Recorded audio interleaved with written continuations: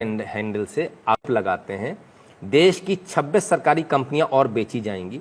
70 साल में जो भी बनाया था वो सब बेच डालेंगे और मोदी जी सत्ता में ये कहकर आए थे मैं देश नहीं बिकने दूंगा। बिल्कुल ठीक बात है, ऐसा ही कहा था, मुझे भी याद है। मतलब देश में कुछ भी बिकने से नहीं बचने दूंगा। मोदी है तो यही मुमकिन है, स्टॉप सेलिंग इंडिया। नीचे इन्होंने एक ट्वीट को ट्वीट किया, वो ट्वीट डिसइन्वेस्टमेंट से रिलेटेड है, डिसइन्वेस्टमेंट का। ठीक है, क्लियर है। वेदर कवर इंडस्ट्रियल्स, धन्यवाद बहुत बहुत आपका कंट्रीब्यूशन के लिए। तो ये आप देखिए, डिसइन्वेस्टमेंट को लेकर इन्होंने बोला कि ये चीज़ें बेच रही है सरकार। अच्छी बात है, इसमें कोई दो राय नहीं है कि भारत सरकार डिसइन्वेस्टमेंट कर रही है, इसमें कोई दो राय नहीं है, ये बिल्कुल सच है, इसमें कहीं भी गलत नहीं है। लेकिन डिसइन्वेस्टमेंट को देश बेचना कहा जाता है क्या? डिसइन्वेस्टमेंट को देश बेचना कहा जाता है तो चलिए हम थोड़ा सा आपको एक सरकारी वेबसाइट पर ले चलते हैं। अपनी बात नहीं करूंगा मैं करूंगा तो गड़बड़ हो जाएगी, तो मैं सरकारी वेबसाइट पे ले जाता हूं। कौन सी वाली वेबसाइट पे ले जाऊंगा आपको? भारत सरकार के 3 शेयर वाली। इस सरकारी वेबसाइट का नाम है department of investment and public asset management. ठीक है, DIPAM.gov.in दिखा रहा हूं मैं आपको, और करीब से दिखा देता हूं। ठीक है, भारत सरकार की वेबसाइट दिखाऊंगा साहब, इसके अलावा नहीं। अब मैं 2009 और 10 की बात करूंगा डिसइन्वेस्टमेंट की। क्या है? Past disinvestment. कौन से फाइनेंशियल ईयर के? 2009 और 10 के। 9 और 10 में किसकी सरकार थी? सोनिया गांधी सरकार थी, मनमोहन सिंह सरकार थी। कितने डिसइन्वेस्टमेंट हुए जरा मैं आपको दिखाऊं तो जरा देख लीजिए। NHPC का डिसइन्वेस्टमेंट हुआ, name of CPSES, NHPC, oil India limited, NTPC, rural electrification, NMDC। कितने हो गए? 1 2 3 4 5, एक साल में 5। ठीक है, सिर्फ 2009 और 10 में। चलिए अब मैं तो 2010 और 11 में आपको ले चलता हूं। ठीक है, फाइनेंशियल ईयर 2010 एंड 11। ये भी कौन सी सरकार है? सोनिया गांधी सरकार, right. SJVN limited, engineers India limited, coal India limited, power grid corporation of India limited, MOIL और shipping corporation of India limited. ये बेच मारे इन्होंने। पहले कितने बेचे थे? 5। अब 6 7 8 9 10 11। कितने हो गए? 11। 2 साल में 11 पे पहुंच गई कहानी। चलिए थोड़ा और आता हूं आपके 11 और 12 में। वही सोनिया गांधी सरकार, मनमोहन सरकार। 12 हो गए थे, कितने हो गए थे? 11 हो गए थे, right. Power finance PFC limited and oil and natural gas corporation limited, इन 2 का इन्वेस्टमेंट और 12 13 हो गए। ठीक है साहब, और देखिए और कितने इन्होंने डिसइन्वेस्टमेंट किए, कितनी कंपनियां इन्होंने बेची। अब हम भी कहते हैं कांग्रेस ने भारत को बेचा था। अब 12-13 की बात करूंगा, 2012 और 13 में कितनी कंपनियां बेची। चलिए आ जाइए। NBCC limited, national building construction corporation limited, Hindustan copper limited, NMDC limited, Indian oil India limited, NTPC, RCFL, NALCO, SAIL. ठीक है, पहले कितने हो गए थे? मेरे ख्याल से 13 हो गए थे, 12 या 13 हो गए थे। 14 15 16 17 18 19 20 21 कितने हो गए? अब 21 हो गए, राइट। 2012-13 में अभी खत्म नहीं हुआ, क्योंकि 14 तक इनकी सरकार थी, 14 में मोदी सरकार आई है, तो जरा 13-14 तो ले लो। अब खोल रहा हूं 13 और 14 का चिट्ठा, और ये रहा 13 और 14 आपके स्क्रीन पर जो भरा पड़ा है। ठीक है, ये शुरुआत किसने करी? आ जाइए ऊपर से ले लेते हैं। ठीक है, कितने हो गए थे मुझे अब याद भी नहीं है। बहरहाल NHPC, Bharat heavy electrical engineers India limited, NMDC, power grid corporation of India, CPSE exchange trade funded, Indian oil corporation, national fertilizers limited, MMTC, Hindustan copper limited, Indian tourism development corporation limited, state trading corporation और NLC limited. ठीक है साहब, ये इतने सारे। अब वापस गिन देता हूं, 1 2 3 4 5 6 7 8 9 10 11 12 13। ठीक है, 13 और 14 15 16 17 18 19 20 21। ठीक है, 22 23। ठीक है, 24 25 26 27 28 29 30 31 32 33 34 34 बार 2000। ये आंकड़े 2009 से अवेलेबल है हमारे पास में इस वेबसाइट के ऊपर। 2009 से पीछे के आंकड़े नहीं है, ये तो सिर्फ 2009 से बता रहा हूं, सिर्फ 2009 से 2013-14 तक। कितनी बार? 34 बार भारत को बेचा इन्होंने। अगर डिसइन्वेस्टमेंट को बेचना कहते हैं, कितनी हद हो गई, हद है बेईमानी की। 34 डिसइन्वेस्टमेंट्स आपने किए, 34। और जब ये सरकार करती तो उसी डिसइन्वेस्टमेंट को आप कहते हो भारत बेचा जा रहा है। तब आपने तो 34 बार बेचा, सोनिया गांधी सरकार ने तो 34 बार बेचा देश को। तो देश को जवाब देंगे कि 34 बार क्यों बेचा। ये झूठ कब तक चलेगा। एक तरफ आप क्या शिकायत करते हो, रेल में जाते हैं तो सुविधाएं नहीं मिल रही, जब तेजस जैसी ट्रेन चलती है तो क्या बोलते हैं, रेलवे का प्राइवेटाइजेशन हो रहा है।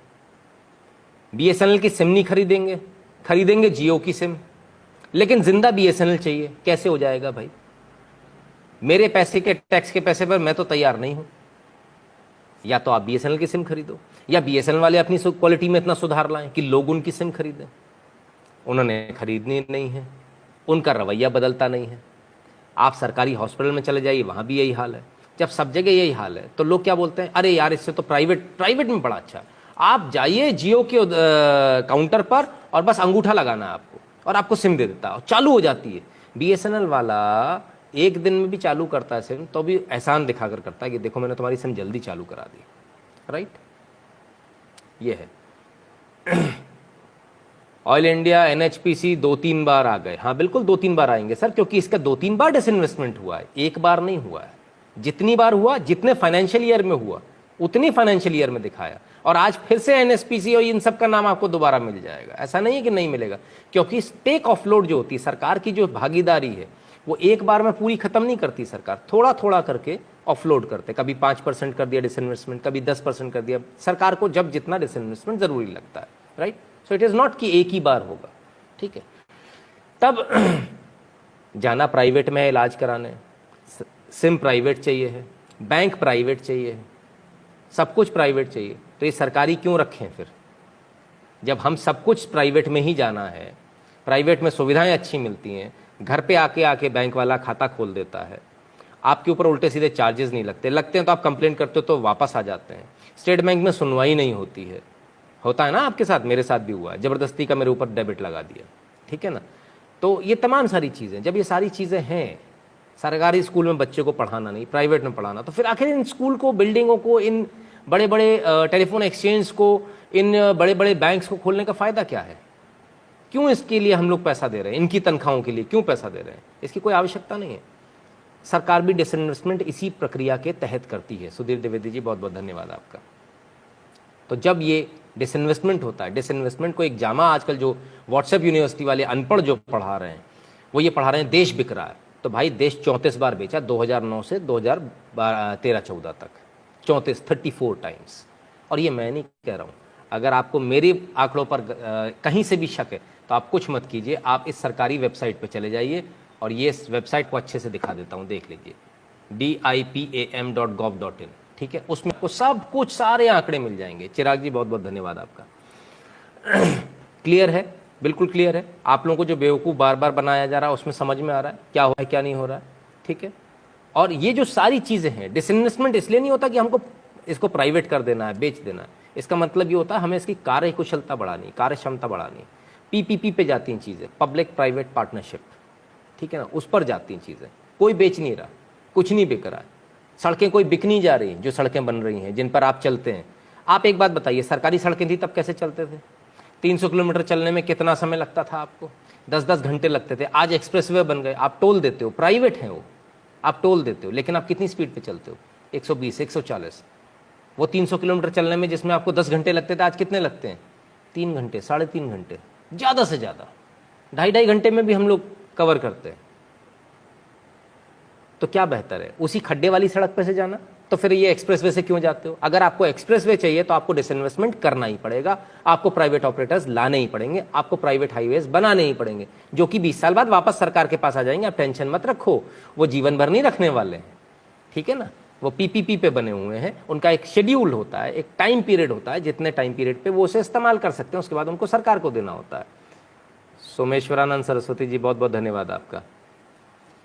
तब बहुत क्लियर है, एकदम साफ हो जाता है कि आपको व्हाट्सएप यूनिवर्सिटी जो पढ़ाती है, व्हाट्सएप यूनिवर्सिटी आपको तमाम सारे व्हाट्सएप पर आपके पास में मैसेजेस आएंगे, जितनी जगह से आपके पास मैसेज आए हों कि मोदी देश को बेच रहा है, ये वीडियो ज़रूर दे दीजिएगा उनको, वापस ले जाकर पकड़ा दीजिएगा, ठीक है ना, उनको भी ज़रा समझ में आ जाए कि भाई देश की जनता बेवकूफ़ नहीं है। यहाँ बहुत सारे लोग हैं जो डिसइन्वेस्टमेंट का मतलब भी समझते हैं और जो डिसइन्वेस्टमेंट के पुराने आंकड़े भी दिखा देते हैं, और वो भी सरकारी वेबसाइट से। ये हम नहीं कह रहे, ये जो वेबसाइट है ये हमने नहीं बनाई, ये वेबसाइट भी कांग्रेस सरकार ने बनाई है। 2009 से इसके आंकड़े हैं, हमारी बनाई हुई नहीं है कि मैंने घर पे नहीं बना दी, ठीक है ना। तो इसको भी बहुत क्लियरली समझने का प्रयास कीजिए।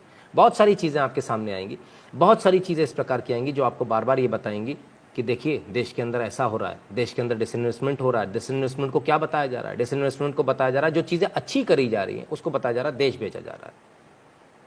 ये ठीक उसी प्रकार से जैसे जब गोल्डन कोऑर्डिनेटर बन रहा था तब सरकारों ने, जब विपक्ष में बैठे हुए जो लोग थे, कांग्रेस के जो लोग थे, उन्होंने कहा था ज़रूरत ही नहीं है इनकी गोल्डन कोऑर्डिनेटर की। और आज आप सोचिए, आज देश के अंदर एक्सप्रेसवेज हैं, ये वही लोग हैं जो हर बार हर चीज़ में इन्हें अड़ंगा लगाना होता है। एक्सप्रेसवे बनते तो ये कहते सड़क बेच दी, अगर रेलवे स्टेशंस का सौंदर्यीकरण करना होता है तो ये कहते हैं कि रेलवे स्टेशन बेच दिए। अभी दिल्ली का जो रेलवे स्टेशन है वो भी एयरपोर्ट की तर्ज पर बनने वाला है, आपको बहुत मजा आएगा वहां जाकर। गुरुजी ऐसे लोग